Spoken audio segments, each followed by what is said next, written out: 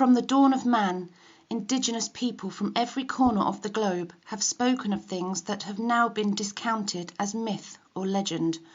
Things they saw, lived alongside by, were looked upon as deities or worshipped by gods. Things that present-day man refer to as entities, spirits, demons, cryptid creatures, extraterrestrials, and much more. But sadly, modern man, science and society has discounted what our ancestors spoke of as legend and myths. But there are those of us that know what the ancient ones spoke of is the truth. Those of us who are obsessed with finding out the truth. This search for answers brings us into the world of the unknown and unexplained. It brings us on the trail, in search of living legends. Please join us tonight in another part of our journey to find these answers and bring the truth out into the light. Welcome and thank you for listening.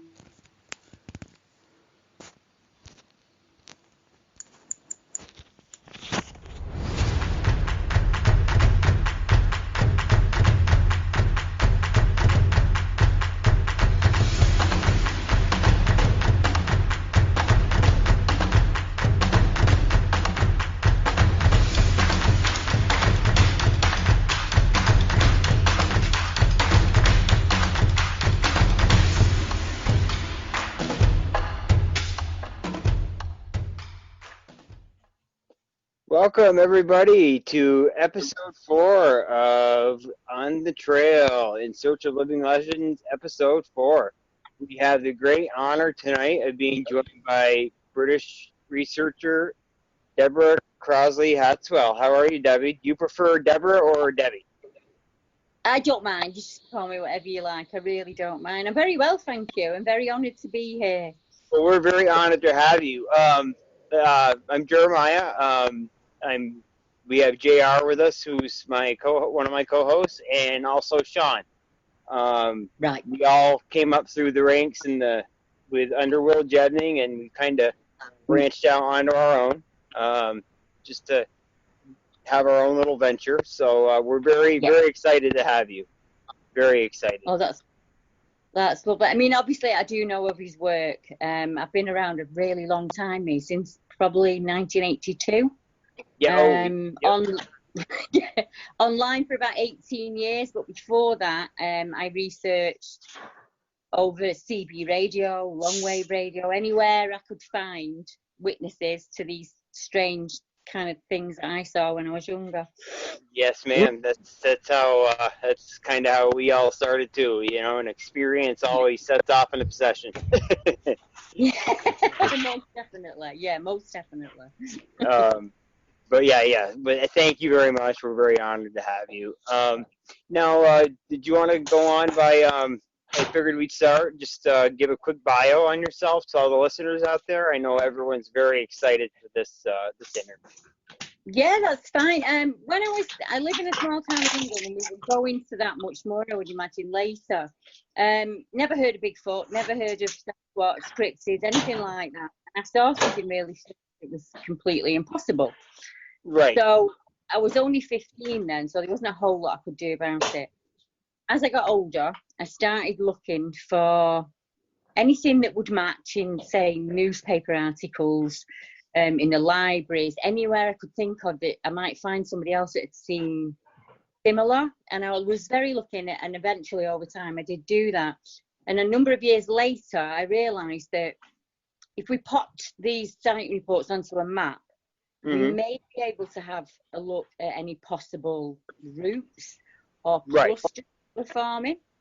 Okay. Some people give it the name geological profiling. It's basically, you pin onto a map, eventually over time you should see patterns of migration farming or seasonal patterns or something like that. So that was originally what I did.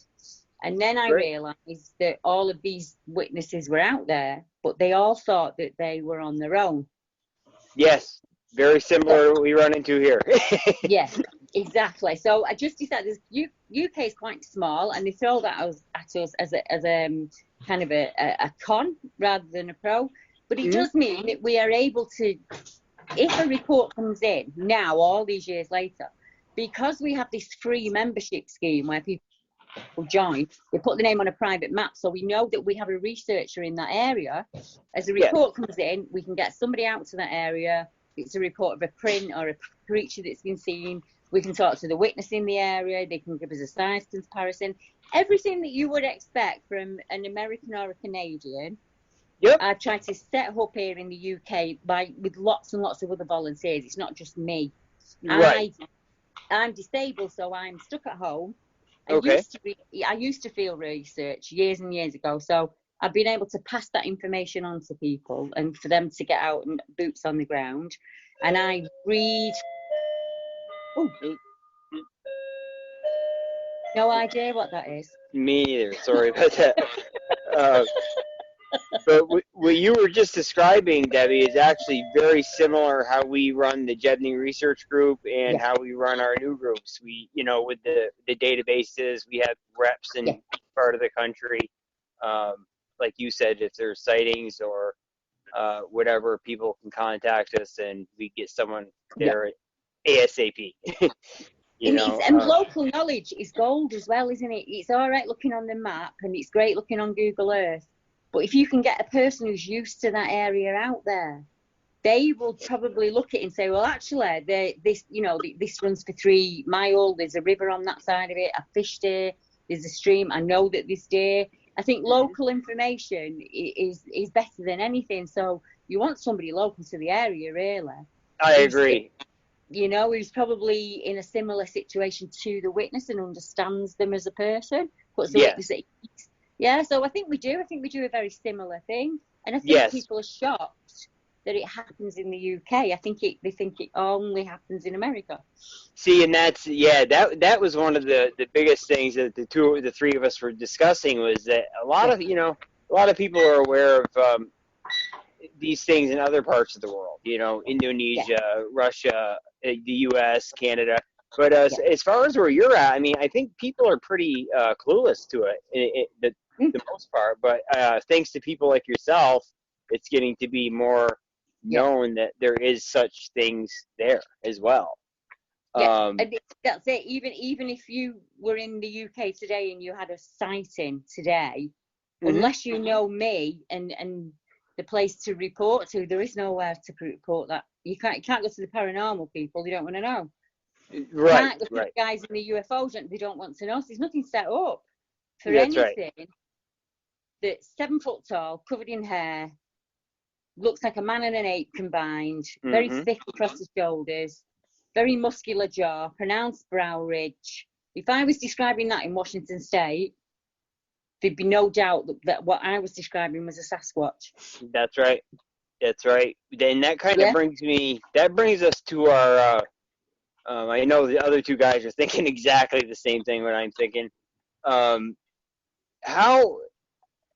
you think, do they tend to be a little bit smaller than what we have in the Pacific Northwest or in the U.S., period? Yeah, I think so. We did, we were very lucky and we ran the numbers, and the average height came out at about 7'6". Oh, wow. Okay. So the very smallest report is 4 feet, which is, looked like a very muscular little man covered in hair.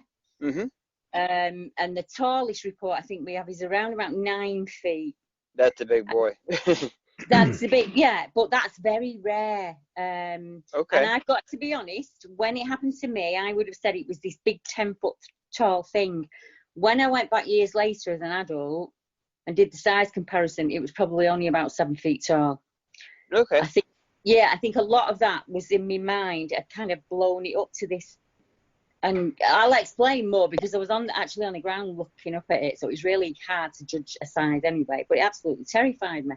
I think I made it bigger in my brain. So in the big areas, in the large areas like Scotland, you get reports of much taller, very often described as a reddish colour, like an orangutan or a red setter dog. As you get closer and closer to the very populated areas, we're looking at a much shorter 7 foot's not short, is it? But 7.5 feet tall is kind of an average meme. And they do fall into 2 categories. Nobody ever says Bigfoot because it's not a well-known name in the UK. They'll say ape man, man Okay. ape, gorilla man, that kind of thing. Yeah. Mm-hmm. So you get that description, the no neck, typical Sasquatch chronicles, large, giant Washington ape. But Right. you also get these ancient, what people say look like an ancient man, much hairier, like a hominid of some kind. Yes, ma'am. Neanderthalish, something like that. But I think that happens worldwide. I think you have the two descriptions worldwide. I think that these definitely two. I don't know all the terms for the American names. So your difference between your skunk ape and say something from Ohio could probably be different because of the terrain. Oh, absolutely. I will tell you, these two can vouch for me that, JR and I we are in the southeast U.S. I'm originally from the Adirondacks in upstate New York. Right. What I dealt with up there is totally different than what I'm dealing with here. And even in JR's part of North Carolina, I believe JR, correct me if I'm wrong, but I think we're dealing with two different types of things. That's right, sir. Two different types of subspecies of the type 2. Yeah. That's right. Yeah. And it's just, people often ask me why that is, and obviously I don't know why that is, but no human really looks the same, do they? I look very different, so I think it's just a matter of genetics and where you've been for millennia, and England's quite small, so yes, your ma'am. your average British male is probably about 6 feet. Okay, so that's actually taller than that is here, really. The average here is what, guys? 5'9" for a man? 5'10", yeah. Yeah, so it's something that's 7.5 feet tall. The description, you will have heard it yourselves, probably one head taller than me. A lot of people say that, it was like my height, but another head taller, or another head and a half. It was like the first branch on the tree, so it would have been about 7 feet tall. Very athletic built as well. Okay, can you get more into that as far as because I know with the different types here, at first we thought the theory was we had just 4 types, but now, my personal opinion, and these guys I think agree with me on this. I think there is more than 4. It's hard enough for people to wrap their head around one type of these things running around, let alone 4 or 5, 6. Well, you wouldn't get different descriptions of the witnesses, because I take witness reports from America as well, Canada and all across the world. I don't just take reports from England. It started off that way, but then I would find the same for the Americans. If their report I'm talking like back in 1995, 2000. If your report didn't fit with the North American giant, people wouldn't take it. Oh, wow. So you've got people who are saying, well, it wasn't 9 foot tall, it was 6.5 feet tall, and it looked sickly and it looked ill, and it was curled up in a ball, and I think that was the only reason I could get close to it. Those reports were just thrown away. So I thought, well, just take them, just take them, because eventually somebody might find them of interest, and there might be an answer within that sighting. Absolutely. So that's just what I've done. I mean, I've spoken to a gent in Canada, and I think he's somebody you guys, I want to put you together with him, because he lives way up in Edmonton. He's a bear guide, so he doesn't have a lot of tech. So nobody's interested in his report. And he's a lovely gent, and he saw a Sasquatch and a moose fight to the death. And nobody wants to take this report from him. Only me in England. Interesting. That we have reminds me.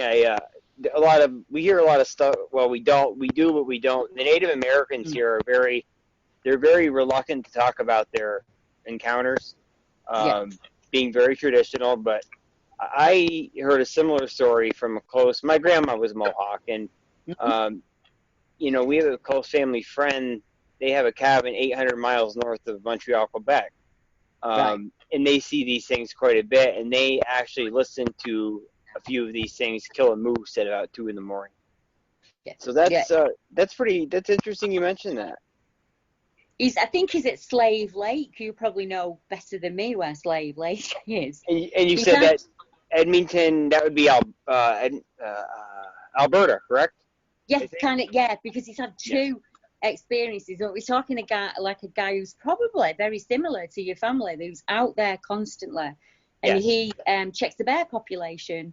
Mm-hmm. And he says, I'm in a bear stand most days. The bears come around.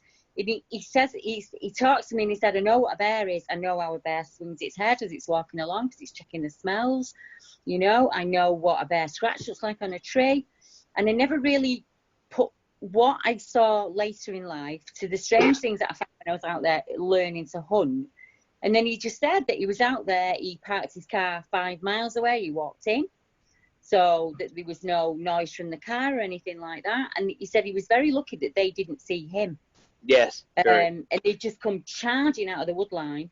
And he said that he didn't have a name for it. He just said this creature was clinging onto the back of this moose. The moose's eyes were rolling, it was snorting, there was spit coming from him. And he said this creature just pulled it to the ground. He said, and I had a gun in my hand and I didn't even think about raising it. I just backed out backwards, very, very slowly. He said, when I got back to the car, I got in the car and I drove to the first gas station I could find. And I sat and I had a coffee. Well, and it's funny, you know, because the thing is, even my, we personally here think that these things know what weapons are. Yeah. And what they can do.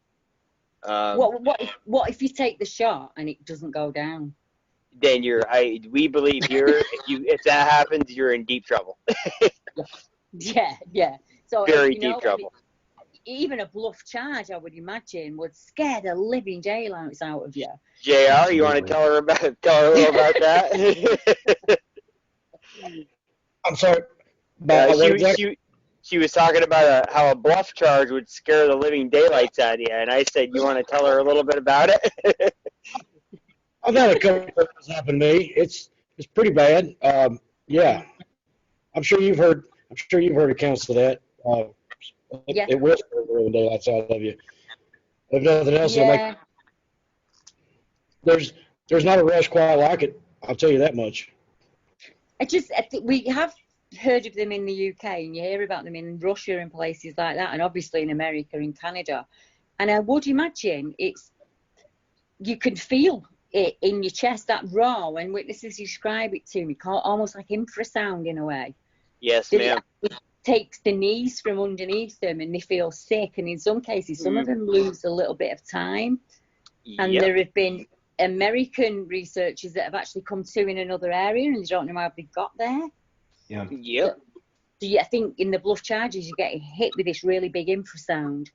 I'm a firm believer in infrasound. I personally believe I've been hit with it. It nauseates you, disorients you.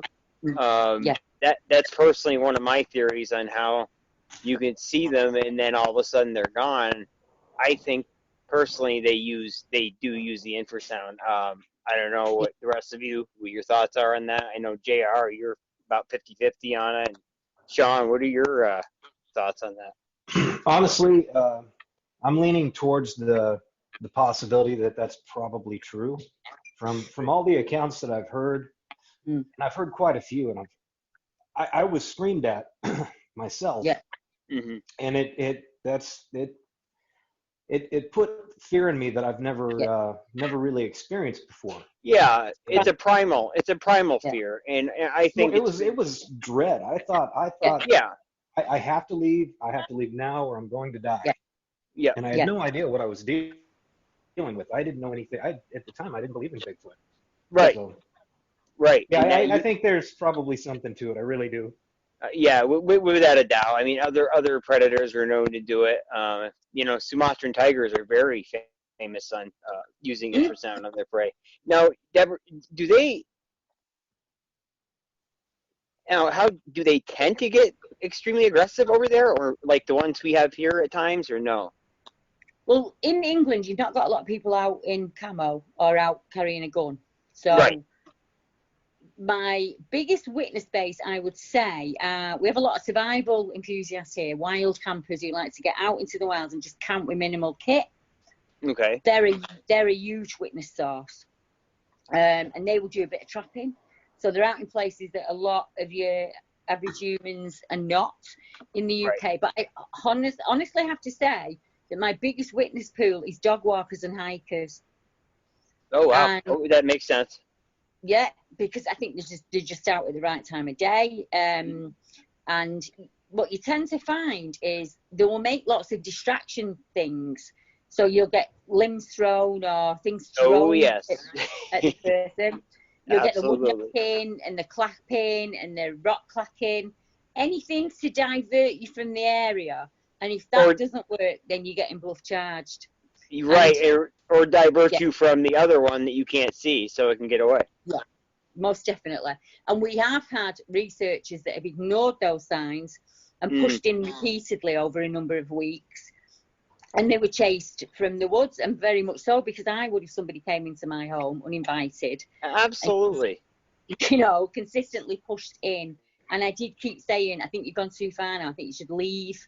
Well, you're getting hit in the face with stones. You don't really need to be pushing back in there. In camo, in the dark. That's right. You look like a kill team, And so they actually got chased back to the car in all honesty. Car was picked up and shaken. Yep. Which must be terrifying. But on the other hand, you ignored all of the signs. So, you won't make that mistake again. I know. I mean, I personally interrupted a hunt one night, and I called Will automatic. It was when I first got with Will, and something seemed off. And we started hearing these things around us, and I called him and described the situation. He said, "You need to get the hell out of there real quick because it sounds like you interrupted something." And we got paced out by him. We have a lot of that shadowing. Some call it stalk, shoving from in the woods, as if you're guided out of there. Yes, exactly. So it's very similar behaviours, isn't it? We also have this kind of behaviour where they, as you enter a wood, they will circumvent and come around you. Mm-hmm. So they're instantly at the back of you. So I always say to people, if you're going in and you're looking for prints, walk out exactly the same way. Because there's something following behind you. And we only ever look out front, Right, exactly. Retrace your steps back in, because you always hear that. I heard a twig snap from behind. I heard a whistle from behind. That's right. From behind, and they will circumvent just to follow you in to see what you're doing. If you're just a dog walker, you're probably going to hide, and you're not even going to see them. Which brings me to the question of some of these sightings. I don't think are incidental, because there are times when you think, why didn't it just wait? Why did it cross the road at that moment? Right. Yeah, that's a very good point. And you hear of those. We hear of those road crossings constantly. It came down one side of the embankment, it crossed the road, and it crossed the road in 3 steps, and it was down the south side in seconds. And that happens continuously. We've got one case in Dalmally in Scotland, so you're up in the Highlands. Okay. And the guy's driving along, it's like 1 a.m. in the morning. No, there's no lights, no street lights out there or anything like that. Right. And he says he saw a deer cross in front of him at first, and you've got to be really careful of that when you're driving up there, deers and hares. So obviously he's got full beam on, and this deer comes charging out, and he's looked to his right to make sure to see whether there's a second deer coming, and he saw what he described as 2 cavemen type hairy things, is how he said it. Yeah. He said the bigger one, took off after the deer and down the left embankment down into the woods. And the second one, much, much smaller, that was only about 5 feet, and he presumed it was younger. Yes. Had a moment of not knowing what to do, whether to go back into where it had come from, or eventually it crossed the road and ran after the older one. And now, if that was Canada or Russia, nobody would have a problem believing that. But there are these vast open places in the UK where you can drive for a day and not see a person. And people don't understand that about the UK. There still is a lot of unexplored. Even here, people just don't understand the vast amount of wilderness we have left where there is no people. Shawn, for example, Shawn, if you don't mind me mentioning your experience a little bit. Most of the point I'm getting at is a lot of our reports here are by hunters. Yeah. And Shawn, do you want to fill her in a tad so she gets an idea? Yeah, sure. I'll give you a quick recap. I'm originally from Colorado. I grew up in the Rocky Mountains, and the funny thing is I moved to Nebraska out here in the flatlands where there's no mountains and not a lot of woods, and saw Bigfoot. So yeah. Where they are down here is they're anywhere where there's a big population of deer and not a lot of people. And if they can hide if there's any cover at all, you can have a Sasquatch. I'm completely convinced of that. Yeah. And I think the population of these animals is much, much, much higher than most estimates are. Oh, yeah. I agree. I have to agree. I think that they do follow the deer. I think there's a migrational pattern. I think as the elk and the deer and the moose go about their seasonal pattern, they like an order, as if you take yourself back to caveman days. That's what we would have done. We would have followed the absolutely. Food, and it just makes sense, doesn't it, that they would move between river and coast. Because it does. Yeah, how many food sources have you got between those two? Like, because in the UK, we tend to get clusters of reports around the estuaries. Okay. Which, if you think you can probably be at the coast and move way up to the highlands within about 4 hours. So if you wanted to do a 24-hour trip and stop up on the way, go through the woodlands, follow the river out to sea, on the coast, every single seaweed in the UK is edible. I'm not saying it tastes nice, but it's edible. And then you've got all of the sea, your saltwater fish, your shellfish, all of that, your mussels, and then just go back into we have, in America, you have 3 mountain ranges, when in England, we have one that runs right up the middle of the UK. And I think they access that, and they use the rivers and the tributaries and the streams to move along. Absolutely. I'm in total agreement with you there. One of the differences, though, that we have found out here, there is definitely a lot of migration that goes on, but there's a couple types of these subspecies, and whether, I don't know if you two, JR, Shawn, if you're in agreement with me on this, but I think certain, maybe the type 4s, from my experiences in the Adirondacks, they tend to stick in the same area. It may just all year round. It may just be depending on what resources are in the area, but I'm in agreement. I think the ones out west, especially in the Sierras, they do migrate quite a bit. But again, it all depends on the type and the area. If the area is bountiful, then you could stay there. I think in the UK we must have areas where they are most of the time. Yes. And I think we see them. Maybe my take on it is when they visit a wood for a food source or a resource that's there. So how can a lot of the time they'll say it had hold of the tree and it was examining the branch, or it was in the willows, and you think, is there something there that it's resourcing? Why just that one sighting there all year round? And you think, well, maybe the resource is only there at one point in the year, That's right. And we don't know all of the edible foods. I think we do. But if we have no idea, I don't think. Yeah. I think you mentioned kelp, seaweed. I've heard of reports through through Will about he had a witness that witnessed a family group of these things, a male, a female, and a juvenile, coming from the coast up one of the rivers in Washington State, and they all had kelp wrapped around their neck. Look, see, an academic said to me a number of months ago, what if it's the salt? Because I wanted to know how many accounts why these clusters of accounts were around the estuaries. And she said, it might be something as simple as salt, Deborah. Anything on this earth that's flesh and blood has to have salt in its diet. It does. And if they're eating an all-natural diet and there's no salt in the land where they are, what if they go to the coast for a simple reason of salt? And I just thought, well, yeah, maybe she might be right. It might just be something as simple as that. Right. Because we think of food as kind of flavour, don't we? And whether it tastes nice or not. I think for them it's different. I think it's about nutrient and it's all about nutrition. Yeah, and energy. Absolutely. And things. Yeah, I think we view it differently. And people say to me, "Well, what do they eat?" I say, "Well, whatever we ate 10,000 years ago." Right. Before exactly. shots, I would imagine. Yeah, and they're probably why they're much fitter than us and much taller than us. Right. Better bone structure. You know? Oh, absolutely. UK than we are. Yeah.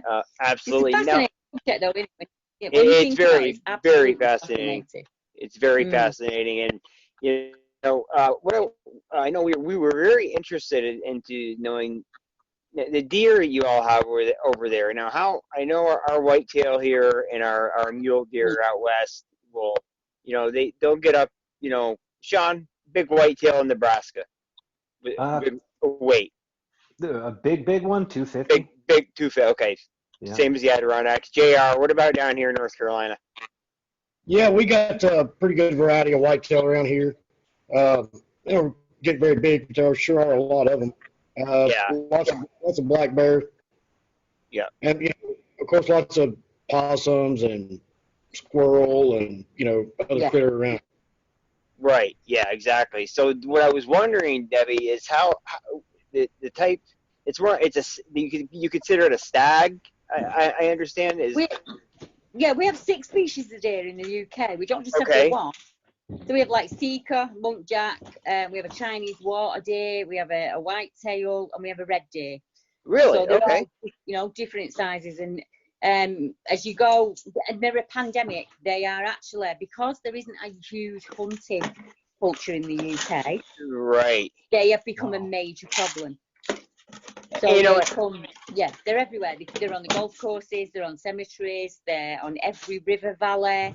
Same with the deer at the wild boar. We have a wild boar epidemic. Ours sounds like paradise. Right, for a Sasquatch anyway, and for hunters like ourselves. For hunters, it sounds awesome to me. I would love to come out there. Now, do you believe there are spots where you get hunters, like Northumberland, which is just below Scotland. They still have the old culture, so they still do. There's a lot of hunting going on, and we have shooting estates and things like that. But there's not a whole group of people that actually go out and get their own meat and harvest the meat and harvest the skin. There's not a whole lot of that going on. So, it's a shame. And there are dumps. There are deer dumps. So if you hit a deer with a car or something like, they just dump them in an area. They just dump them. Wow. Yeah. So you just. We had a witnessing. I hope I'm not boring you with all these. No. We are fascinated right now. Believe me, we're on the same line as you are. Scotland is probably the closest thing that you could get to Northwest America. So you've got the huge River Tay, absolutely fantastic. I was looking up to go up there and meet with a witness who lives in a very, very remote cottage. And as we were driving, we were seeing like partridge and pheasant. Hare, deer, there was food everywhere, and we went up to meet her and she showed me where she saw the what she called the giant, where she saw him, and it was like a fruit orchard. There was lots of fruit, and then she said to me, for some reason they kind of passing the cottage and they're going down into that ravine. And I said to her, all right, it could be the fish sources. She said, well, it might be, but the local deer owner hangs his deer there, and he just leaves the pot. That's where he leaves his pluck, and then he takes what he wants. So there's always meat down there. And I said, so it's kind of a one-shop stop, really, isn't it? You've got buffet. Yeah, you've got the lock at the back that's full of trout and salmon, and you've got the tay running at the bottom of you that's also stocked with fish. You've got the orchard. You've got the pheasant, and it's just food everywhere, wherever you look. So it just made perfect sense to me. Same here. We get a lot of reports about it being in orchards, apple orchards especially. Shawn, she mentioned something interesting about how they just dump deer. Now you had a deer disappear. Yeah, it was roadkill last year. Right. Somebody hit a deer on the road, and I drug it down to the edge of the field where I was hunting, and I put it off in the just on the edge of the field in the tree line just to see what would happen. And a couple days later, it was gone. 100% gone. There was no, when coyotes come after an animal, They tear it you're up. going to see, you're going to see signs of the animal. There was absolutely no sign of the animal, not a hair. So Wow. something picked it up and took it away. And took it away. Did The that. gentleman who I spoke to you about before, Randy, the guy that lives up in Canada, had a similar. Yes. He was shot a day, and he said the grass was about 4 feet high. He Yeah. shot it, went down in the grass. When he went to get it, it'd gone. Wow. So he walked grid shape trying to find it. He said he was quite annoyed, he wanted the meat. He walked grid shape, couldn't find it. Did a spiral, couldn't find it. Went and got his friend, brought his friend back. They never found it. He said, Yeah. he it. He saw it go down and it went. Yeah, I mean that happens a lot. Where the spot I had my first 2 sightings in actually happened to me. I shot at an 8-point buck. I hit him flush, lung shot. He was good. They'll run a little ways, but they'll go down. I gave him a few minutes, and I followed the blood trail, and I'm usually pretty good at finding, and I never leave an animal. You always find your animal and you take it. I never leave one, but he mysteriously disappeared. Also, we get reports like that constantly, and Same thing happened to me. Yeah, it's crazy. It's crazy, and I know down here, JR, they like the boar too, don't they? Oh yeah. Especially you hear a lot of reports of that down in South Carolina, Georgia, Florida, stuff like that, especially Texas. You'll hear about them feeding on the pig, and also whenever hunters take them out and stuff, and they just kind of leave them laying. I've heard a couple about them actually taking the dead pigs and stuff like that. They seem to really like them. I don't blame them. Sure. I don't blame them either. I don't blame them one bit. Not one bit at all. Now we have had a couple years ago. Will told me about an encounter, and I'm pretty sure you guys know about the story too, where he talked to a witness that actually saw a big male, and there was 2 juveniles with this male, and it actually killed the bear. It broke the bear's. It was a black bear, not a grizzly. Mm-hmm. Grizzlies are much bigger, It broke the bear's neck, and then did something very odd. It sat on top of it for a few seconds, almost like a victory, I got you, and then they started to feed on it, which to me is very, very bizarre. You wouldn't think they, to me anyway, I would not. I wouldn't think bear would be not a primary source of food for them. But that's just me. I know down here, like JR will tell you that. I'm new to this area, Debbie, North Carolina. Like I said, I'm originally from the Adirondacks in upstate New York, but I recently moved. But so I'm, like I said, I'm dealing with a whole different type of creature down here. But the bear down here get very big. JR, didn't someone shoot an 850-pound black bear here a few years back? Wow. Yeah, I think that was down on the coast where you are.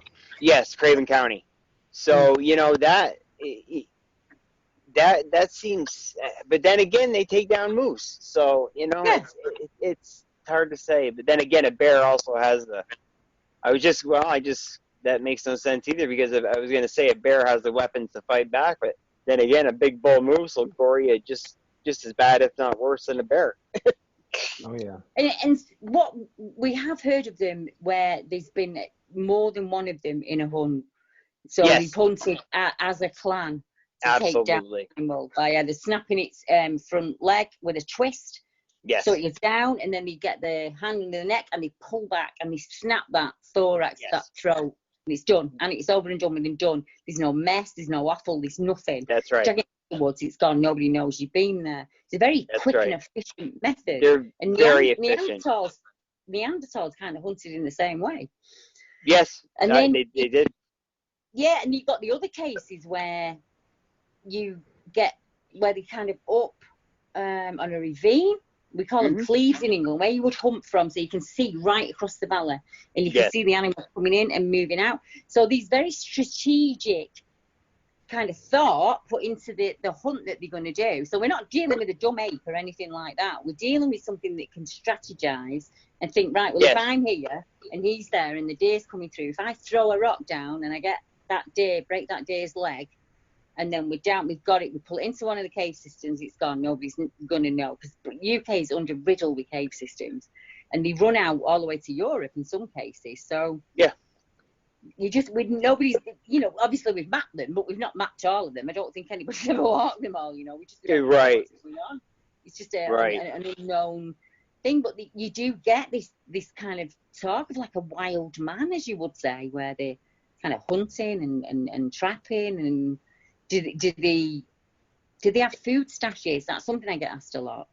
Do you think that they would stash food? I believe they do.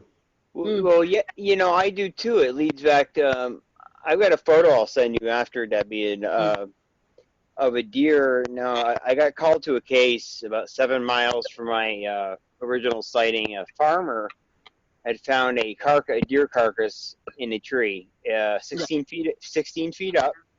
Wow. Now here's the kicker.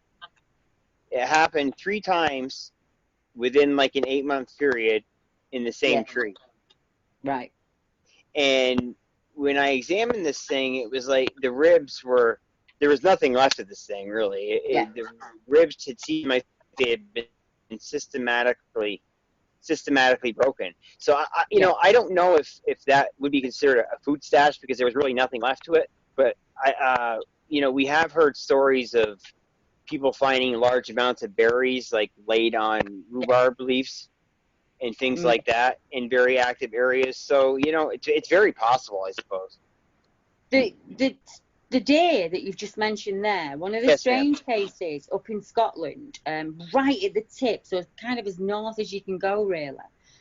There's one forest there that's about 17 miles long.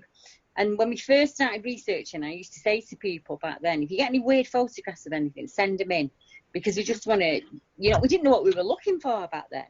And we started to find male deer legs hung in the tree. And it was always around rut time, the time where they would mate. Yeah. And it happened consistently on a yearly basis. And then I suddenly, as you start reaching out to other people, we found people on the very south of the UK that were also having these deer legs. That's interesting.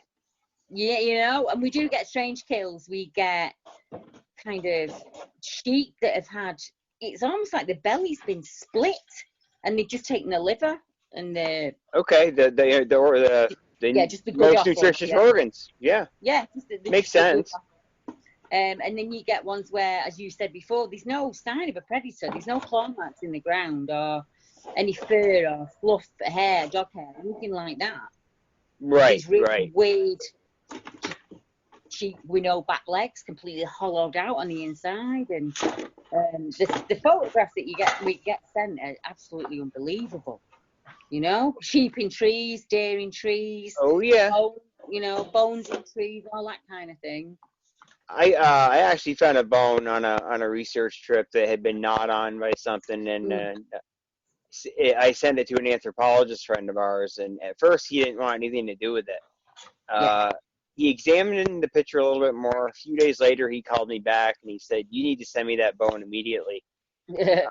I sent it to him, and when I got a response back, he described the marks left on the bone. Almost like, he said they were almost like a cross between a giant orangutan and a giant human being would have left them. Wow. And the guy that I used to do research trips with in this area of New England found several more of the same markings on them.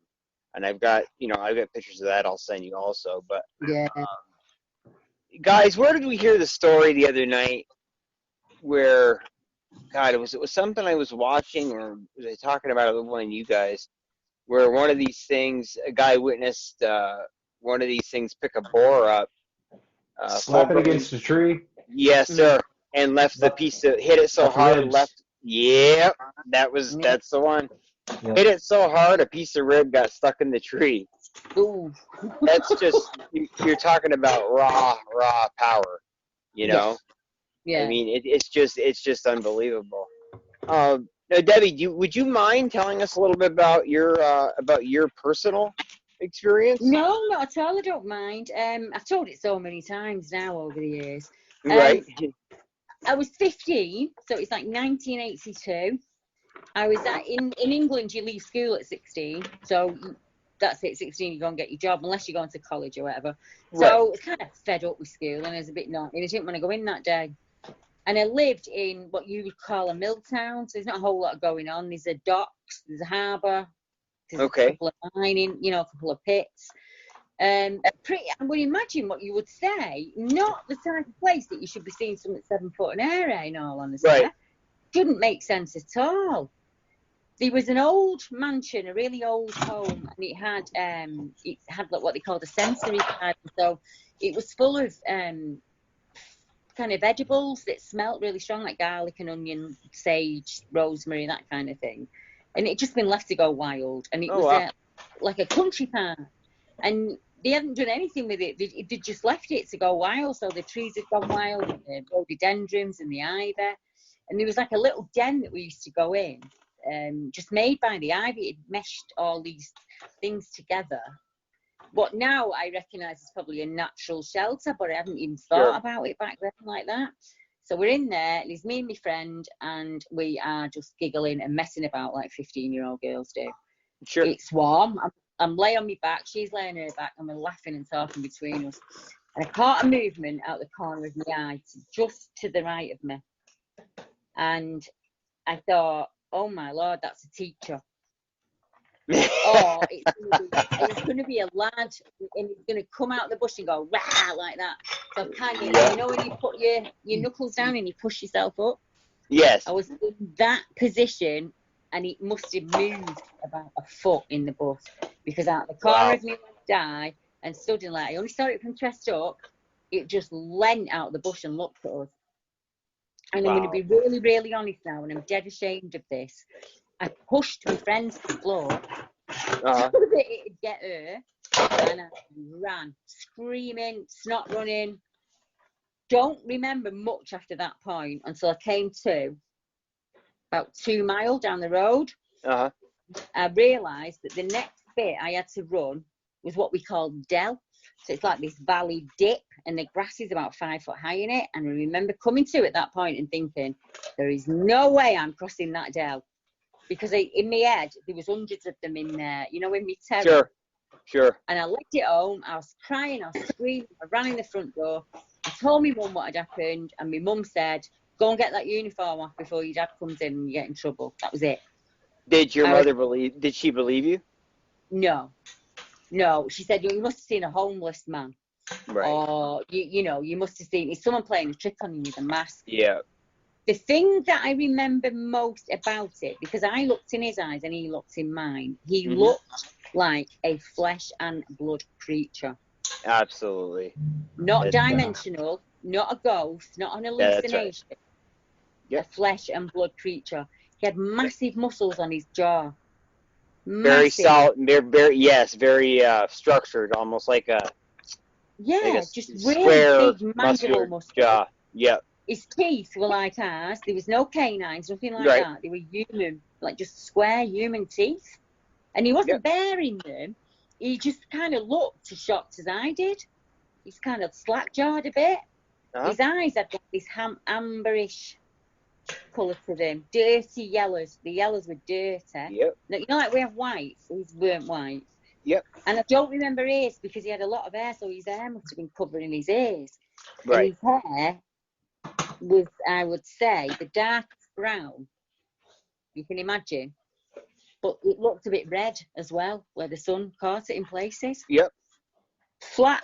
His nose was like flat and splayed. Wow, that's interesting. And his what I would call his brow ridge, where his eyebrows were, was quite pronounced, and he looked like a man and an ape pushed together. Put together. Yeah. Just impossible. It's very and utterly impossible. And I looked back, because obviously I pushed her to the floor, hoping he was going to get her and not me. Right. On his, primal fear. I don't even. And that's what it is. It's primal fear. I didn't have a conscious thought of that I did that action without even thinking. Yeah. And then looked back to see if A, was getting her, or B, was coming after me, and he'd completely gone. Yeah. And Can I ask, did your friend happen to witness it too? Yeah, she was like shoulders to shoulder on the floor. She ran screaming in one direction, and I ran screaming in the next direction, realising that I've got to go back there tomorrow to school. And just thinking, he's going to get me. When I go back, he's going to get me. And I felt like that for 25 years. Strangely, all these years on, a woman gets in touch with Thomas Markham at the Cryptid Crew about 2014. We know Thomas. Yep. And says, Thomas did my report. He was one of the first people who'd take me seriously, and he put my account out there. And I remember saying to him, my dad was a big man, and he was a fighter and a street fighter. He was huge, my dad, absolutely huge. He could rip apples with his bare hands.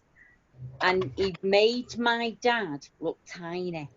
Wow. And that scared me more than anything, because I thought he could just knock my dad over. And that terrified me, And that's what's scary. If down where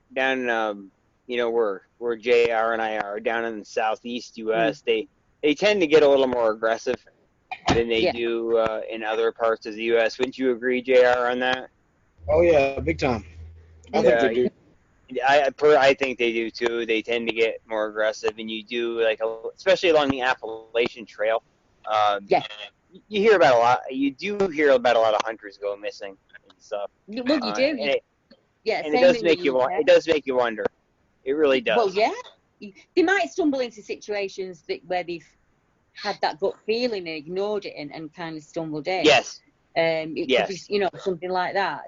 You don't. Years ago, I would have said, "Oh no, there's no attacks," but I can't say that anymore because we do have missing. No, we do have missing people in areas where we have sighting reports, and even in where I saw mine, there has been a body pulled, that's been found there, and I've got to be honest about that. And I was lucky in that when that lady came forward, she saw him in exactly the same place 2 years after me. Oh wow! So I was 8. She saw all of him, and she said he was definitely male because she could see his genitalia.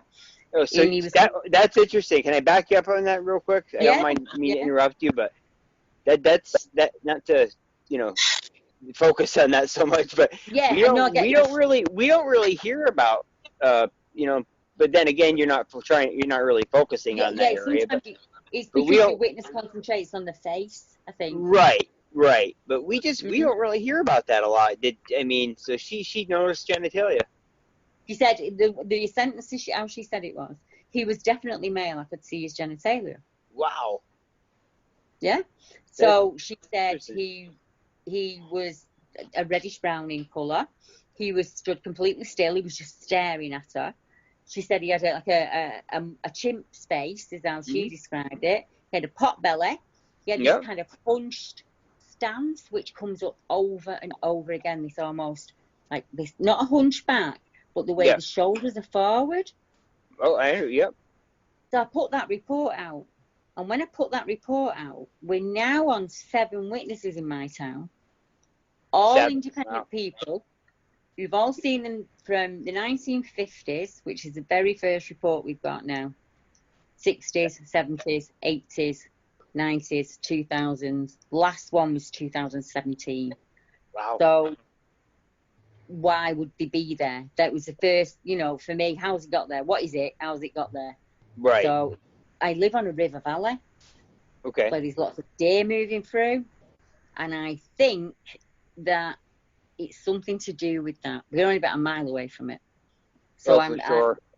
I think that's the route. And once you get to the top of that river valley, you can basically either skirt that mountain range that I told you about and go on the west coast or the east coast, or you can use that mountain range to move. And there's, like I said, there's all the cave systems Yes. Years later, I find out there's a sluice system. So when it floods, that sluice comes out on that river basin. Oh, wow. So if you could access that sluice tunnel, you could pop up in and up that park anytime you felt like. Which, you know, I know it's a lot to ask, and I know it's a big stretch, but I'm not the only person who saw it. You know? Yeah, no, we get it. Trust me, we get it. We've all seen these things too, and it's just a hard thing to wrap your head around. It really is. It really is. And I think I used to apologise for having seen it. I used to say, "Oh, I'm really sorry I've had this really strange sighting," and I know you'll think I'm weird. I don't anymore, because I've met over 500 witnesses in the UK alone. That's a lot. That is a lot, but at most, you got to think that's in 30 years, though, Jeremiah. So it's only been in probably the last 10 years that I've been taking American, Canadian, Russian, Japanese, any reports that come in from all over the world, and then I map them. So I haven't got as many reports in the States as I have in the UK, but they are flooding in. That's awesome. And I'm hoping I can pass them over to you guys as well. Well, that would be great. I mean, that's as I said earlier, these are people who have come forward and nobody's taking them seriously. And that's a shame. It really is, because, you know, and it's hard enough to get people to talk about this, you know. Yeah. I know where we live in the States, you know, these people that live off the grid, you know, they know that these things are there. They just won't talk about it. And other people that see these things, you know, our theory, you know, JR, Shawn, myself, Will, we've talked about this several times. I think for every one sighting that gets reported, you're going to have seven, 8 more that don't get reported. Because they're afraid of the ridicule. Exactly. Yeah. And what do you call it? At least in America, you have a name, you have a Sasquatch or a Bigfoot. In the UK, they don't know what to call it. It gets reported to the paranormal groups. Right. You know, you get paranormal reports where it's an 8-foot airy looking ape man that chases people out of the woods. That gets reported as a ghost. Yeah, so and it's far from that. They're definitely a flesh and blood. They're definitely a flesh and blood animal. That's for sure. So you've got to try and educate them and try and say, well, you know, people do take reports of you know, like these creatures are out there. Once you tell them, they go, oh, well, it's funny you should say that, because in everybody's got a story, and I think it's the same in America. Everybody has their story, or somebody in their family. Absolutely. You know, Uncle Joe saw it, or, you know, my Aunt Frances saw it. I think it's like that all across the UK. We will stop in a village, and we will knock on farmers' doors and say, have you seen anything weird on your land? And invariably, you will either get a big cat sighting, because we're not supposed to have large cats in the UK, but we do have them. And you'll get, well, I saw this really tall, hulking thing, much bigger than man. I thought it was a cow on top of another cow. It was that big. And it walked across my land, and I just followed it with my torchlight, and it looked at me with disdain, and it must have crossed the field, Deborah, in 10 steps. The amount of times I get told that by farmers in the wild out there, they just don't have a name to give it, to report it. Right. Mm-hmm. And let alone, you said you think you have a couple different types. Yeah, I think there are, because we do get reports of dogmen, and I know you do in America. Yeah, as we do here, yeah. Mm-hmm. Yep. I tend, with those witnesses, I always ask, I never say anything, just say to them, can you describe it to me? And they always say, like, bright hair, this. And they very rarely go into detail. So you say, did you see hands? And they'll say, oh yeah, I definitely had hands. Well, did it have pointed ears on top of its head? Oh no, it didn't have. Did it have a snout? No, it had an ape-like face. So you're still getting this confusion, you know? Shook is another word. Oh, sorry, I cut you off. Go ahead, Debbie. I'm sorry. I didn't mean to interrupt you. No, it's fine. I'm probably talking too much. I'm probably I know we all get so excited about this subject, you know. Yeah, we get the dogman reports, and you get the caveman. Oh, it looked like an ancient caveman. I think what I saw was a Neanderthal, or, you know, Heidelbergensis or something like that. So yeah, definitely at least 2 types. Let's put it that way. Yeah, like I said here, you know, originally it was 4, but like we were just telling you. I mean, I think there's more than that. see what happened. The thing with we think, you know, as far as the dogman thing goes, there's a one type of Sasquatch we have here, and we refer to it as the type 3. Yeah. And it has the simian nose, looks very canine like. So we always ask people, you know, we make sure they describe exactly what they saw, whether, you know, we can put it into the dogman category or the type 3 Sasquatch. Yeah, like the beast of seven shoots is a typical example of that, isn't it? Yes, that ma'am. Yes, ma'am. It is. Nose kind of thing, yeah. So yep. I never put the word Bigfoot to my encounter. I was looking for an ape man. Yep. And for years, I thought I'd seen an ape man, a man ape. That was what I used to call him, the man ape. And she always called him the gorilla man. But I, very, very early on, one of my daughters got a laptop when the internet was first out in England. My daughter got a laptop, and I'm just looking. I found this site. I put in hairy, upright, ape-looking human, as you used to back then. Right. And I'm scrolling through, and I see the Sykesville monster. And oh my God, it was like looking at his brother or his cousin. And I was right back there. I was crying again. I was really upset, and I just couldn't get my breath. And my husband was like, "What's wrong with you?" And I kept saying, "That's him. That's him." Because it had the same eyes, and it kind of had the same facial structure, just not as muscular. I think it was thinner than what I saw. Right. And it was at that point where I thought, I can't keep being this scared. I mean, at that point, I wouldn't camp in the woods. I wouldn't go take the kids on holiday where there was any woodland where I was going to be in there after dark. There was no way I was prepared to do that. I don't blame you. I was just terrified. And I thought, I can't keep doing this. I'm going to have to, in a way, I'm going to have to get over it somehow. And it was just by meeting other witnesses and then meeting them in the field. You get what I mean? So, so you're not there on your own when you're going in, and just gradually was able to get rid of that fear. I was very lucky. But there's lots of other people out there who were too afraid to walk the dog. They are too afraid to go out at night. Because in the UK, if you see something like that, you have no idea what it is that you've seen unless you've come across the Bigfoot subject. You have no clue. You wouldn't know. So I think what you said, that where one report comes in, I bet there's 10 people out there thinking, just waiting to hear the story, really, so they can go, that's what I saw, or that makes sense to me now. Now I'm rethinking that situation. And do you ever get I meant to ask actually, you know, like this prismatic, the predator type description, where the trees are moving, the bushes are moving, but you can't actually see what's doing it. Yeah. Go ahead, Sean, sorry. Well, I've heard it described as a shimmer, and I've seen a couple of videos. The Rocky Mountain Sasquatch organization, they filmed something like that not long ago, and I saw another video, I'm not sure where, and that's got me wondering. I mean, I'm not real into the paranormal side of Sasquatch, but it makes me think, you know. It really does. It could be, but their hair is prismatic in some way, which means it would send the light back at you, like a natural gill suit. Yeah, I think it's a lot like a polar bear, like a translucent type hair. Yeah. In some cases. And I've also heard of stories where they've been known to stuff branches and leaves and such inside their hair to help them camouflage themselves. The green man in England is the ideal. We have this history of a green man, these eyes that are within the tree. Okay. Tell us about that. You've got this mask of leaves, and all you see is these peeping eyes.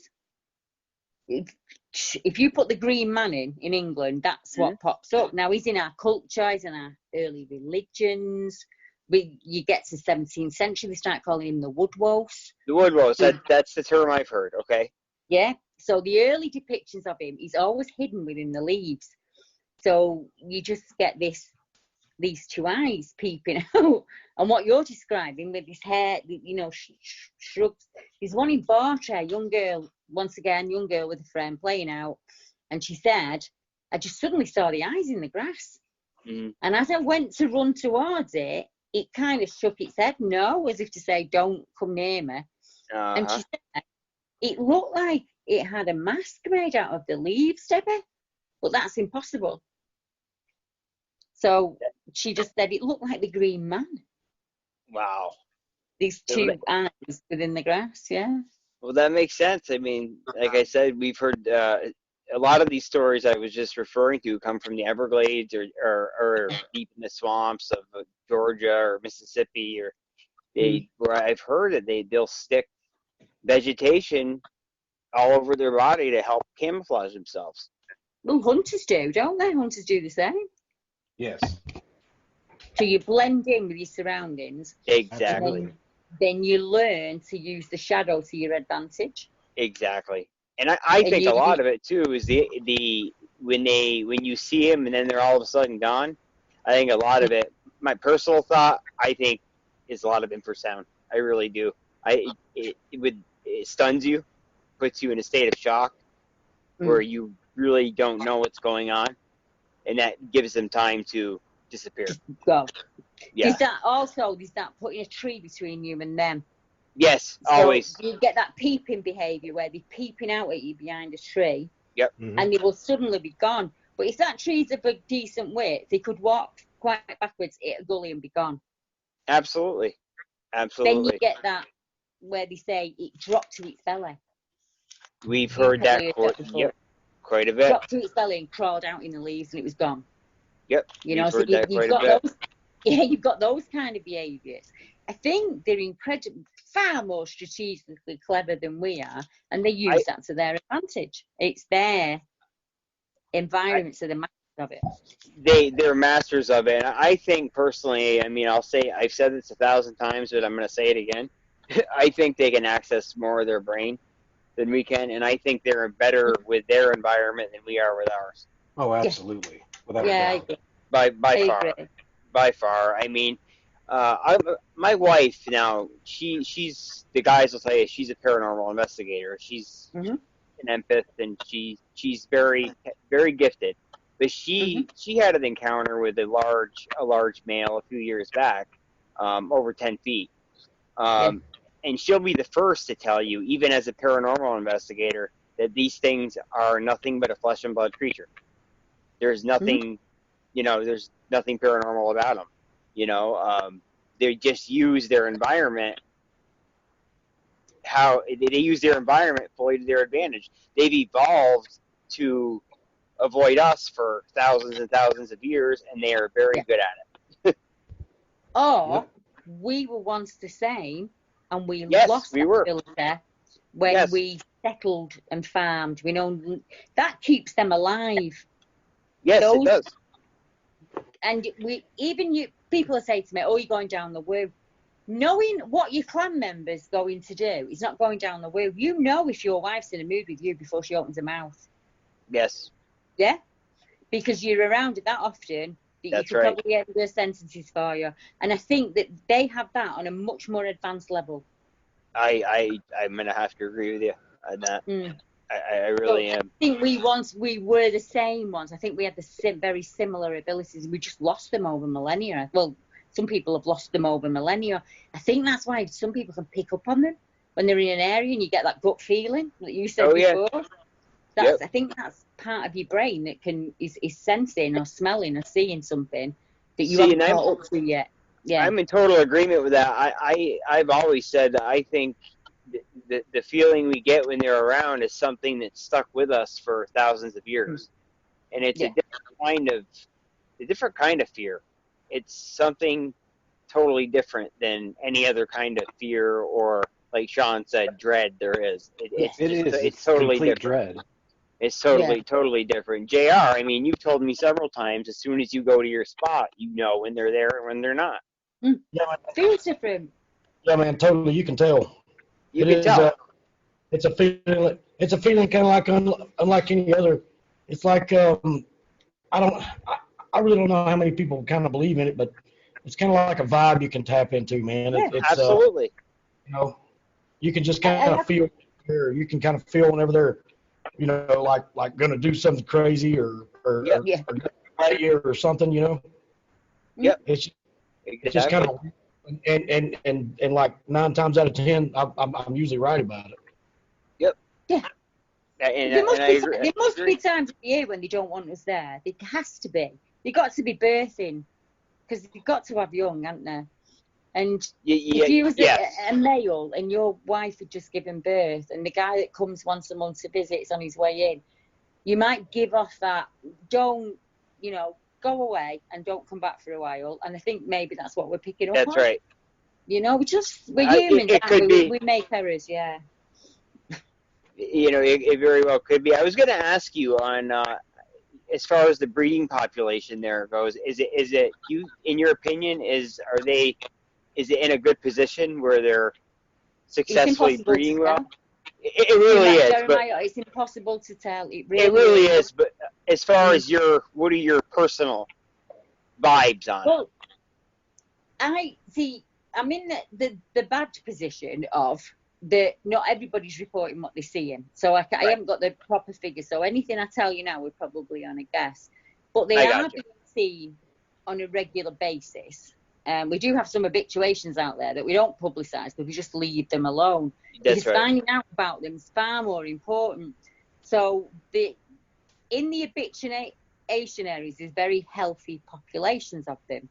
I do, however, get reports on occasions of very sickly looking creatures that are massive and sickly and don't look very well, that look ill. And I think that's why they've been seen, because they're absolutely desperate at that point. Yeah. It worries me because we are building more and more. And I think we are forcing them into smaller and smaller groups, and that's not great. Because you don't want to, it's not. You don't want them and you definitely don't want inbreeding going on. Yeah. Especially with something like this. Yeah, in that sense, I can say, there's quite a healthy population, but that's only in theory. I mean, I can't 100% because I just can't. I really don't know. But you can. There are certain patterns that you see, and patterns are my thing. I like mapping things, as I said. So I started looking at the colours that get.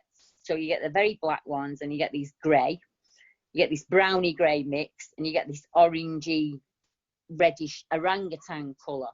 Yes. So already you're thinking, right, well, we've got at least four colours of hair going on. So we've got to have, it's not the same one that's been seen consistently. So I think what I'm trying to say is, in one area, not everybody sees a brown one. Some will see a red, some will see. So there just seems to be a number of cases where there's more than one in one area, which would probably make sense if they still lived as we lived, early Brits lived back then. Sure. They definitely follow the old foraging routes, because I think it just makes sense to do that. It does. I think that's why it really does. Do you guys have a problem with them attacking livestock? There's lots. I think there was 15,000 livestock kills last year that were put down to domestic dogs. Domestic dogs.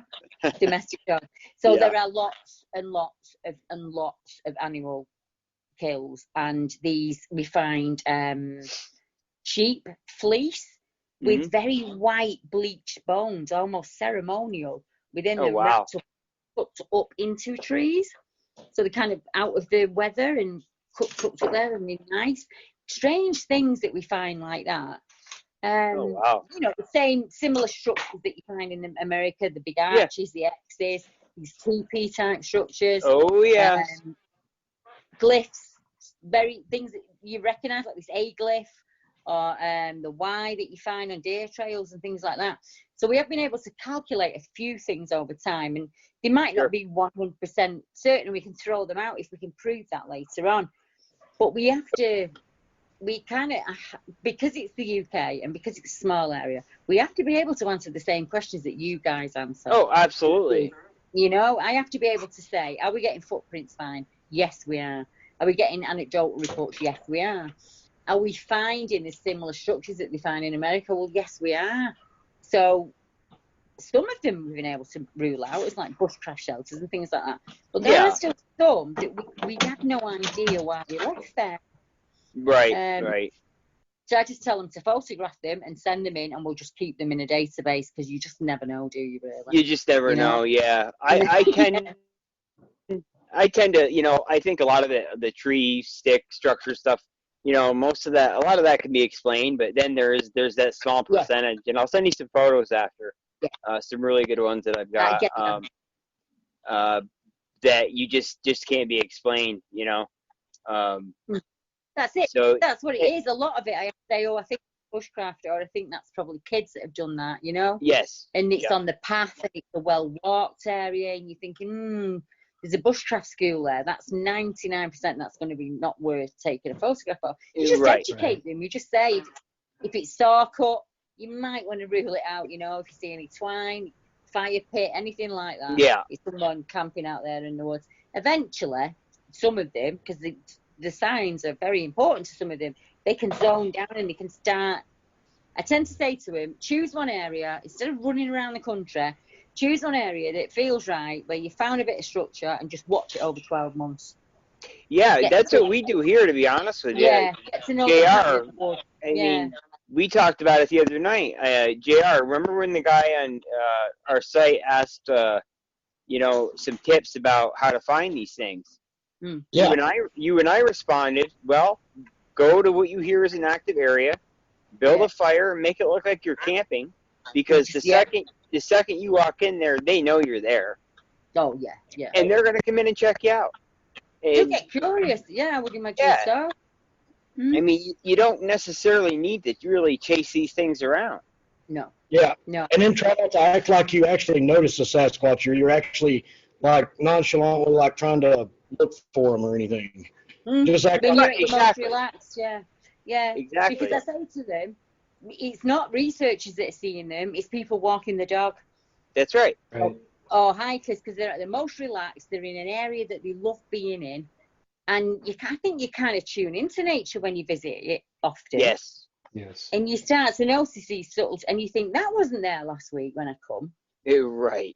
And how somebody got that huge 100-foot trunk up here? Have they done that? You know, when you get things like that, you're thinking, this is madness. There's no an upside down tree where the branches are planted in the ground and the roots are at the top. And I've got that all over the place where I hunt. I see that all the time. Yep. There's no tool marks. There's no tread marks. How's that happened? You know, things like that. You're thinking, how on God's earth has that 10-foot tree appeared there? Right. So you guys go through a lot of it. It's very similar. I truly am surprised. I thought we were going to hear a lot of different types of things, but my God, you guys go through the same things we do. I think so. I think we've even tried to get people in who work the woods. So one of the members got a guy from Italy to come in because he worked the woods, and he said to him, "Are you finding these kinds of things in Italy?" And he said, "No, we're not. We're not finding these kind of things in Italy."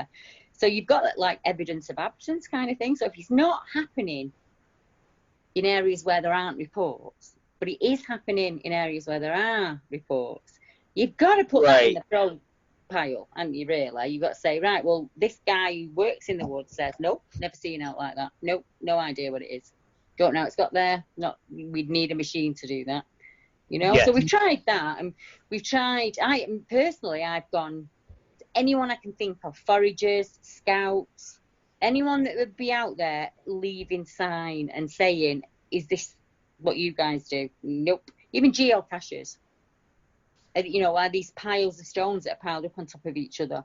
Mm-hmm. Is that something you guys would do? No, these ring of feathers that you find. Yeah. Pinwheels. I don't know if you guys have seen them, where it's lots of different sticks, kind of like a medicine wheel. I'll send you some images over later. We get that a lot. And I thought, it'll be geocachers. It'll be them. Like, do you got no idea what that is? And really strange, because I'm a nerd, I started looking into ancient languages. Well, we are too, don't worry. If any of the glyphs match ancient language, and they kind of match, there's an old language called Vinca, and it's the oldest written language in Europe. And many of the glyphs that you find in the woods match that Vinca language, spot on. But no one's ever translated it. So I've got a picture of it all together, so I'll pop it over to you. So you can have, awesome. have a look at it. And yeah, no, but nobody's ever translated it, so we have no idea what it means. Right. It's one of those languages no one speaks anymore. Yeah. So like rune stones and things like that, old British language kind of matches. Right. And then the other thing of interest was that certain areas have certain. So in one area it'll be all A signs, but maybe 10 or 15 mile away, what you're finding is all Y signs. I don't know if it's the same for you guys. It is, Shawn. We, JR, we the three of us, we find the X's, we find the A's. But like you said, in different areas. Yeah. So maybe that's the clan name. That's to recognise. Could be. You know, maybe. Could be. That's it. Yeah. This is our territory. Stay out. Stay out. Yeah. Warring to another clan or another type. Could stay out. Well be, couldn't it? It could mark. I often say to people, don't just take a photograph of the glyph. Stand at the glyph and look around, because it might be a sign for something. So like maybe a food source or something like that. So very well don't could be. Picture of that. Yeah, don't just take a picture of that glyph. Take a picture of the bushes and try and learn your wild foods. And you might be able to say, well, this keeps cropping up. Like we find these. I don't know if you guys get them. They're kind of thigh-length sticks, and they're just pushed into the ground for no reason. But they're always near rhododendron bushes. Huh. And I was in rhododendron bushes when I had my sighting. And it's only after years of research of knowing that if you sit in that bush, it's actually about 2 degrees warmer than outside. You can see out, but you can't see in. Right. And even the snow doesn't get in there because it's so waxy. Oh, wow. Well, maybe they're little blinds for when it's dark and dusk and the deer are coming through. It makes sense. In a way, it does make sense. Do you guys get a lot of the, I've experienced myself where I at my primary research spot, our logging road, we had left the night before and came back, and a tree had been dragged in front of the trail. Do you guys get a lot of that? Yeah, definitely block trails. And in the UK, there's from the top of the UK to the bottom, there's what's called the bike path, and it's not a tarmac path. It's kind of the run through the edges of cities. So they're very tall, steep embankments. There's no lights on them, and they're just left to rack and ruin. And it's just for people to use the bike without being within the inner city. At night, nobody ever goes on them. So I looked up vandalisation on the bike paths, and I found huge trees that were pulled over them, big boulders that were placed in the middle. In some places, we found pig traps, which is a square pit in the ground with spikes within it. Mm-hmm. Wire that was took from one tree to the other across the path, especially in the areas that were out there in the wilds. So the farther out you got, the more vandalisation we were seeing. That's interesting. So, yeah, it is that consistent that they report it in the newspaper. So it's definitely happening. That's interesting. And to go back to what you were saying about just taking photos of the vegetation and so forth. Well, we came upon the first log that was in the road, and then after that there was 2 more. So after we saw the third one, ripped up, roots and all. That had been carried from somewhere else. I took some pictures of just the trees, and not until I got home did I see this face. And I'll send it to you. These guys have seen it. It looks like a baboon. It kind of looks like the Beast of Seven Shoots picture, which in that research spot of mine is totally different than what I have seen, because what I have seen in that research area was very apish. And this was totally different. So that's still something I'm trying to kind of figure out in my head. Like, what was that particular one doing there? Or is he part of a group that lives close to this other group? It's it seems the more questions we answer, the more pop up. Yeah, you do, don't you? You have more questions at the end than you did at the absolute beginning. Exactly. As far as the spoken, like the chatter, I mean, personally, I haven't heard a lot of it. I don't know about you, Shawn, but JR, I know you have experienced it. Where you're at now, to you, we never really talked about this in detail. What is it? Does it sound like a language to you, or just jibber jabber? I think it kind of sounds like a language. Of course, I think it sounds like Native American, you know, but Yeah. I can't ever make it out. It's like you hear words or you hear phrases or something like that, but you just don't actually know what the hell they're saying. Right. And of course, it's really deep, but it's like, did I actually hear that?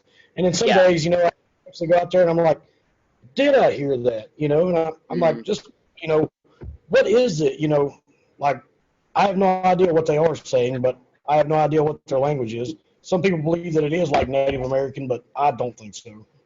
I think I don't either. I was saying, I think I personally, what I've seen in my past is an animal.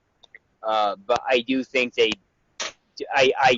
have a way of verbally communicating. You know, it's just theory, of course. It's my speculation, of course. You know, that's all we can do at this point is speculate. All the great apes communicate. Right. Absolutely. They understand with each other, and they can communicate with us. They can be taught sign language. Yeah. So a lot of what they call paralinguistics, which is around language, like your facial expressions, your hand gestures, your body stance, that's a language in itself. And then that's a language in itself. Yeah. Yeah, if you can put sounds and words into that means something, even something as simple as a meerkat has a noise that means get in that bunker now. And every other meerkat knows it, but they've never sat down and learned a language. So I do think that there's communication. There Absolutely. are in the UK that chattering, and there are also reports of mimicking. Oh my God! Don't even get me started. Don't even get us started on that. We get so much of that here, Debbie. It's unbelievable. Probably mimicking owls, mimicking especially owls, coyotes. Oh God, you got me going now. Some people have heard the rooster, name Cows. It's crazy. I mean, the mimicking. So I'm. It's at least I know we're not nuts over here. You guys get it too. I think it's to confuse you. I do in a way balancing too. A little bit confused, and you think, because 9 times out of 10, a human, the default setting is just to remove yourself from the area. You know, if something screams at you or howls at you, you're gonna run. You're gonna get out of there.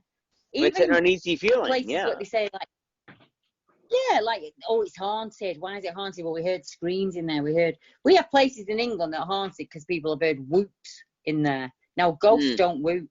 No, ghosts don't whoop. Don't go in that wood. If you go in that wood, you'll hear whoops, and it's the whooping ghost, and you think that I'm going straight to that wood. That's where I need to go. If we're hearing whoops in it, is there a river source near it? You know, definitely. Ghost of a monkey. Yeah, Nottingham Forest. You guys will have heard of Nottingham Forest. Yeah, absolutely. There's chattering and whooping in Nottingham Forest. Also, a fantastic cave system in Nottingham Forest that runs for hundreds of miles. So, not surprised that we've got a lot of sighting reports in the Forest of Sherwood. There's one road that runs right through the middle of it, and most of the accounts are along that road. Right through the middle of Sherwood, you were saying? Yes, Sherwood used to be much, much bigger. 10 times what it is now. But it's still a large forested area, and this one road is the old Roman road, and now it's a modern road, and it runs right through the middle of it. Right. And most of the reports are from people travelling on that road, and that's the same as in the US. I know that for certain, that a lot of these, as we were talking before, these road crossing accounts, it's people in the car that are driving, seeing the face, and as they see in the face, obviously they're turning to look at it, and then they've got to look back at the road again. So they get these 5-second views of this thing crossing. That's it. So I think it's whatever's happening in the US is also happening in the UK. It's definitely in Russia. Without a doubt in Russia. It's the three, US, Russia, Great Britain. It's very similar type behaviors with these things. And the almas in Russia, fit very well with our ancient man reports that come in. You know, when I said it looks like an ancient man, when you describe a Russian Almaster, very similar, like Zana, the old tale of the one that was captured. You get this, it looked like a Neanderthal, a hairy ape like Neanderthal thing. So I think we'll find, as time goes on, that there aren't many countries that there's not reports in, because there's even reports of them in Japan, and that's a tiny little island. I've heard of some in Japan. I forget the name of it, but they call it, the name of it begins with an H, I think. Think of it off the top of my head, but I have heard of reports in Japan. And to add to your Almasti comment, that kind of goes along with our Type 4.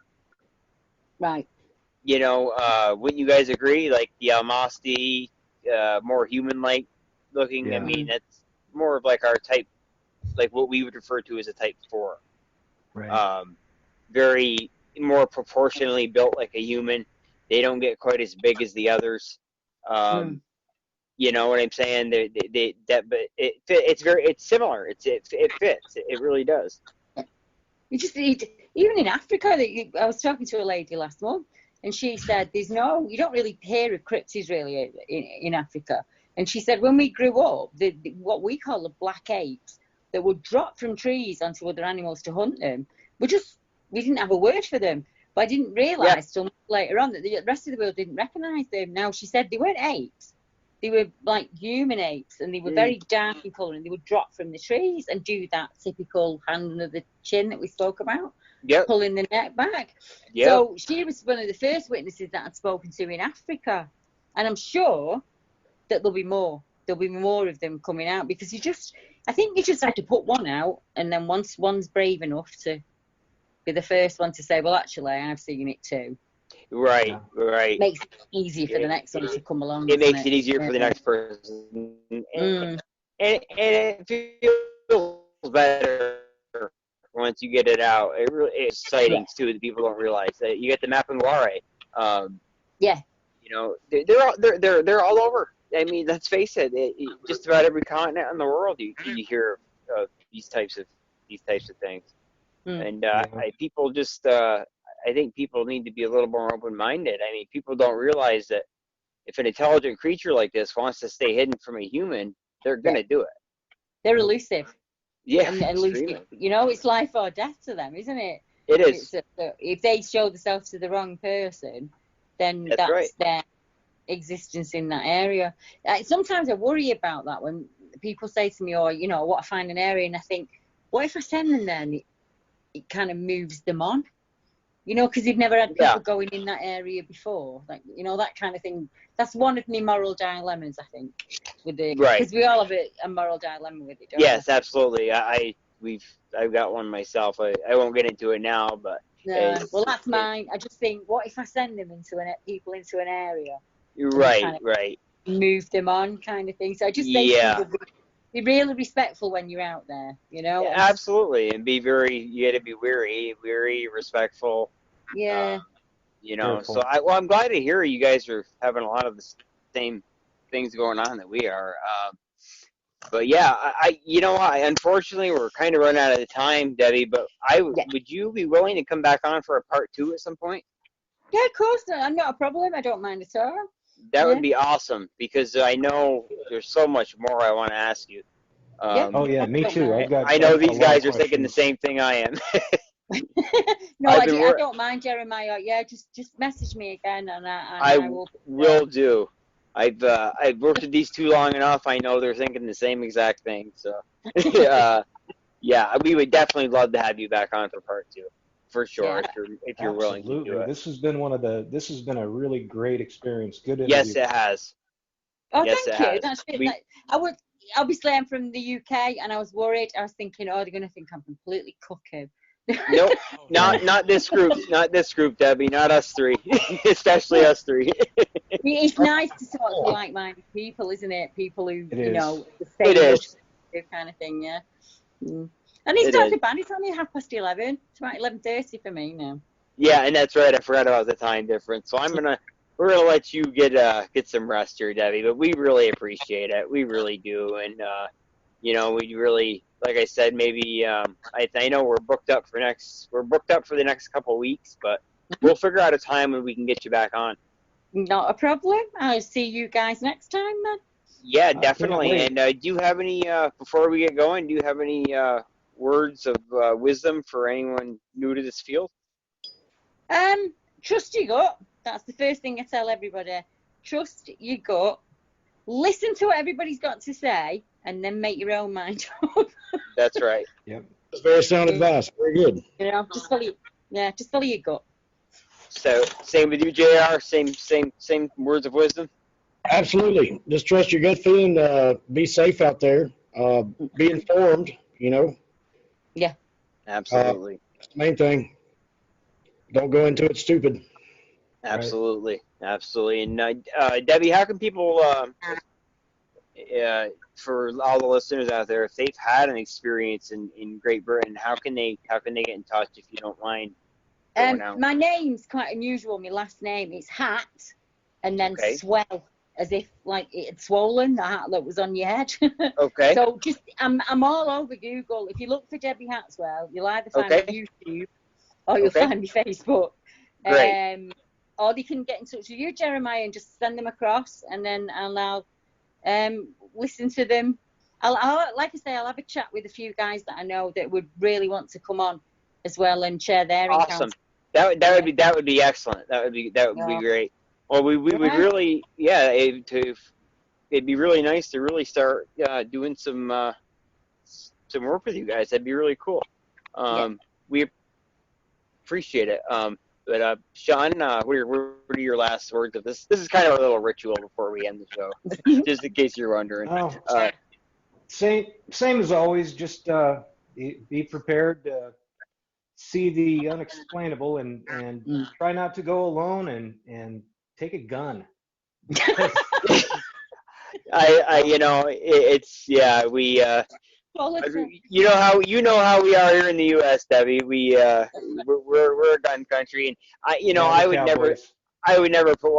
never shoot one of these things unless my life is in absolute danger, because I truly believe if you point a gun at one of these things, you're in deep trouble. Well, I was going to say, make sure you save the last bullet for yourself, because listen, I agree, Shawn, and that's a horrible thing to say, but I tell you what, I do not want one of these things grabbing onto me. That's what I'm talking about. Yeah. Yep. I mean, I'm not promoting killing an animal or going after neither. It, but I'm just saying, if you're attacked, you're gonna want to have some sort of a fighting chance. That's right. And if you go, especially if you go alone, I think if you go in pairs, you're much less likely to have any kind of confrontation. That's right. I agree. I know it's a horrible thing to say, but I agree with you. I think he was only kidding, but honestly, until that person stood in your position with that thing running at them, they don't get to judge you. Listen, I totally agree with him. I would never shoot at one of these things unless my life was in danger, but I tell you what, I would not want one grabbing onto me. And that's for sure. I consider myself to be a pretty rugged individual, but I tell you what, no. An average man isn't going to stand a chance, and that's for sure. Yeah, but you are a manly man, that's for sure. Well, I appreciate that, compadre. I do. But Shawn, how can people get a hold of you, sir? You can reach me at nebraskajrg@gmail.com. You can hit me up on Facebook. I'm in the JRG group, and I'm forgetting the name of our other group. On the Trail. On the Trail. I'm on the Trail. Just find me there, and I'd be happy to talk to anybody about anything. Okay. Thank you, Shawn. And Mr. Kitchen? Yes, sir. What is your contact info, sir? Mine is jrgsoutheast.dirjk@aol.com. Please contact me in the Southeast for all of your Sasquatch needs. And just to remind y'all, JR and I are down here in North Carolina together, so if you have a problem with these things, we do have ways of getting them off your property. We're more than willing to answer any questions. We're here to help people and educate, and I believe, Debbie, you do this for the same purpose as we do, just to help and educate and, get the truth out there. Most definitely. Definitely. But my information, you can get a hold of me at either one of my emails. On the Trail jrg.jf@gmail.com or jrg.dirjf@gmail.com. Anyone that's interested in coming on and telling their story, get a hold of myself, Shawn, or JR, and we will hook you up. Or even if you have any questions, we're more than willing to answer any questions anyone may have. And Debbie, once again, thank you so much. Absolutely. No, you're very Thanks for welcome. coming on. I really enjoyed it. It was lovely. I did too. It was a great discussion. You taught us a lot about what you guys what you have going on over there. It was very enlightening. Thank you. Good night. Good night, and we will. I will Debbie. get at you about coming back on, and I'll send you some photos. Yeah. Well, okie dokie. Good night, guys. Okay. Good night, Debbie. Have a good evening, Good night. ma'am.